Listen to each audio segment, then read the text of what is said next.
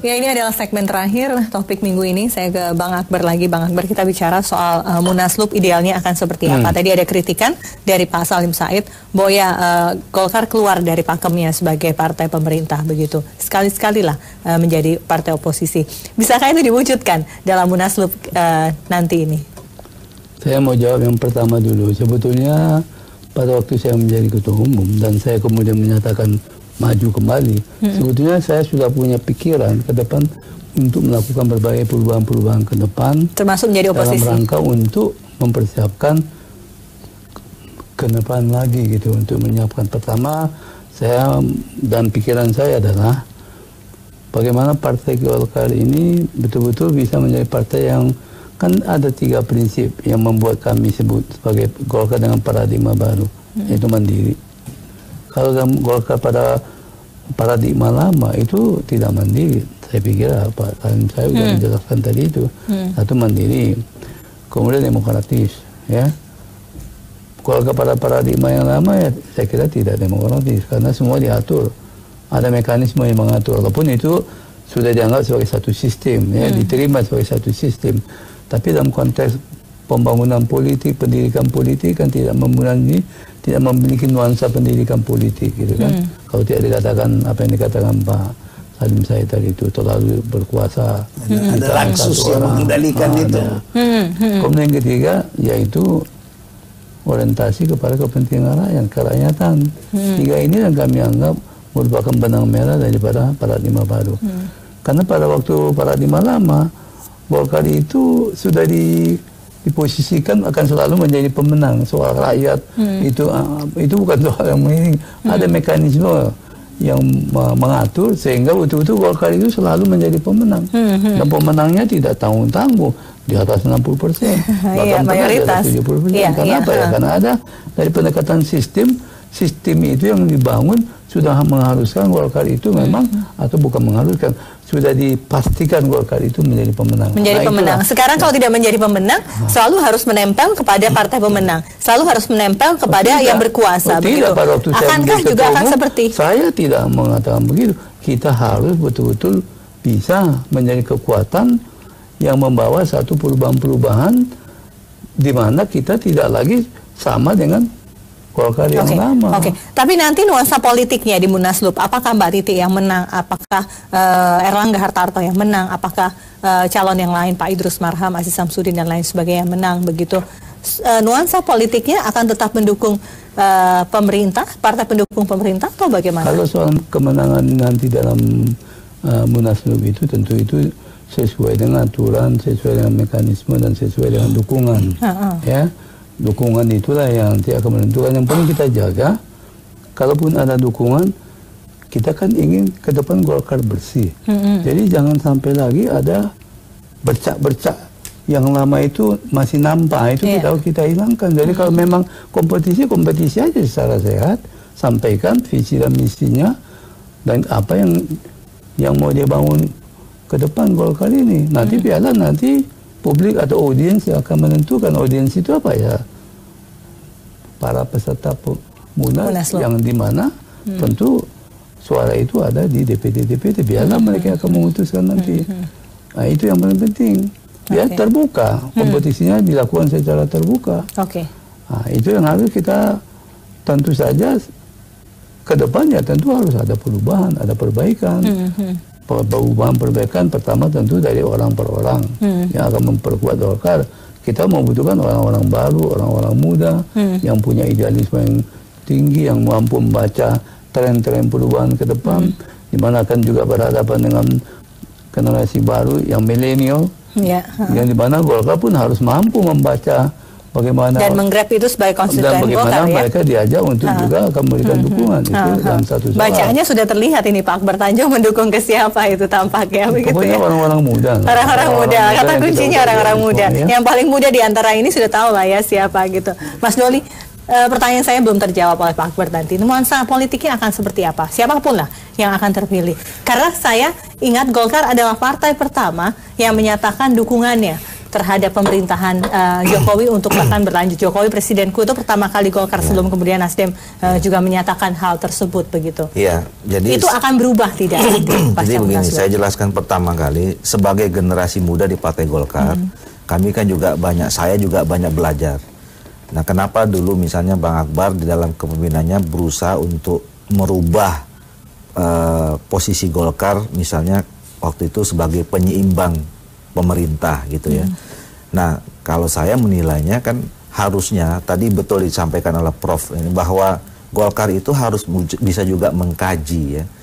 Partai yang ideal itu kan sebetulnya partai yang bisa survive dimanapun posisinya, ya, baik itu di dalam pemerintah maupun di luar pemerintah gitu.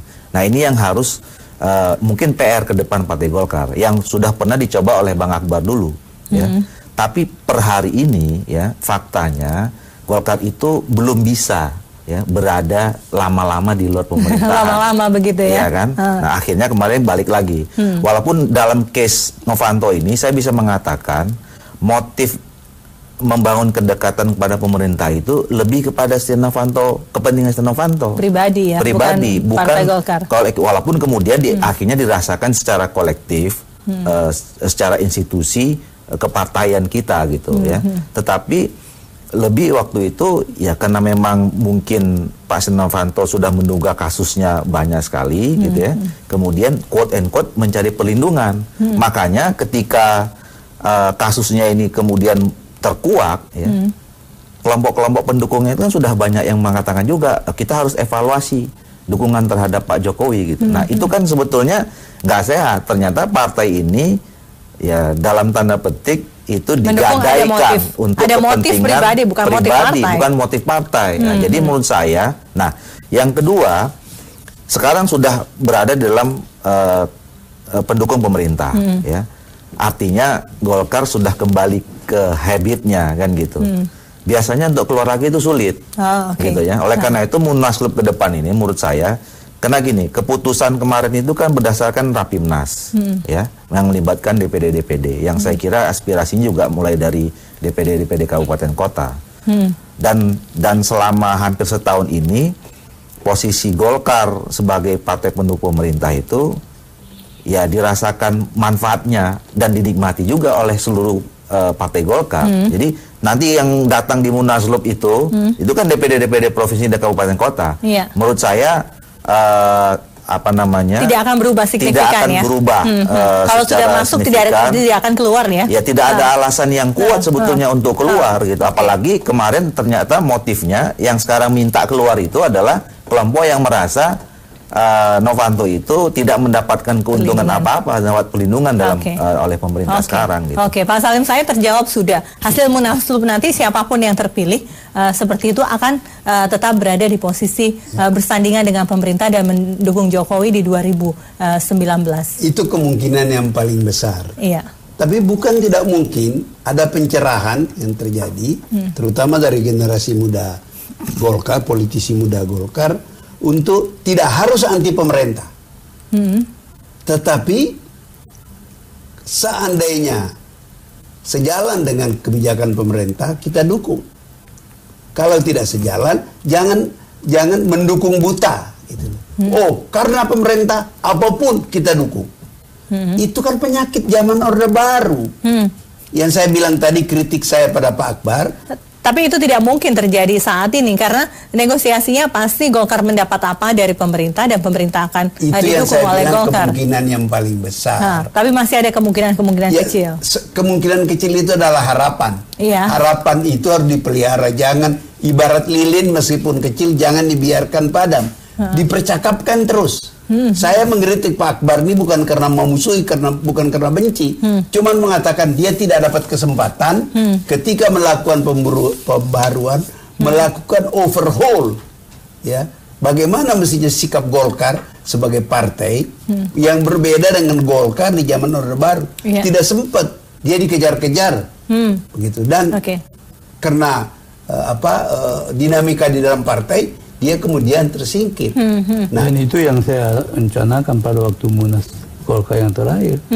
Tapi tiba-tiba muncul calon Pak JK wakil presiden Dan kemudian juga dengan pendukung-pendukungnya, yang berapa orang itu tokoh-tokohnya dari 8 penjuru angin saya dihadapi, ya saya tidak mungkin bisa memenangkan pertarungan itu, apalagi beliau wakil presiden dengan berbagai kewenangan, privilege yang dia miliki, akses yang dia miliki, ya tentu nggak mungkin. Iya, itu tadi yang saya. Dan saya bisa terima itu, karena memang itulah politik. Yang nggak bisa terima justru istri saya.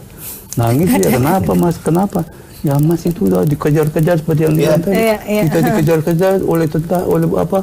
Dikejar-kejar dan diamankan oleh pakai senjata. Masa yang nggak jelas juntrungannya buat bisa yang menang. Iya. Dalam politik itu ingatan orang tidak panjang. Ingatan orang tidak panjang. Itu yang dikatakan seorang pembesar Amerika atau Inggris itu ketika mengenang perang dunia kedua. Bagaimana Amerika itu mengorbankan begitu banyak prajurit pada perang dunia pertama. Dan kemudian Eropa menganggap sepi saja. Meskipun kemudian Marshall Plan datang lagi setelah perang dunia kedua berakhir. Jadi kalau Anda di dalam politik, jangan berharap menagih budidaya yang pernah Anda tanamkan. Baiklah. Politik itu selalu karen. Dan dinamis sekali, termasuk faksi-faksi di tubuh Partai Golkar. Dan saya siap. Makanya waktu singkat saja Pak, kita harus menyudahi. Itu tadi saya bilang saya itu. Kita tunggu hasil Munaslup Partai Golkar seperti apa. Mudah-mudahan gerakan-gerakan baru Golkar yang anti korupsi begitu untuk menyelamatkan Partai Golkar sendiri di 2019 akan terlihat dari hasil Munaslup. Terima kasih Pak Doli, terima kasih Bang Akbar, Pak Salim Said, terima kasih telah tadi sajian topik minggu ini. Pekan ini kami akan kembali pekan depan tentunya dengan topik-topik hangat lainnya. Saya Fesi Alwi pamit. Selamat malam. Sampai jumpa.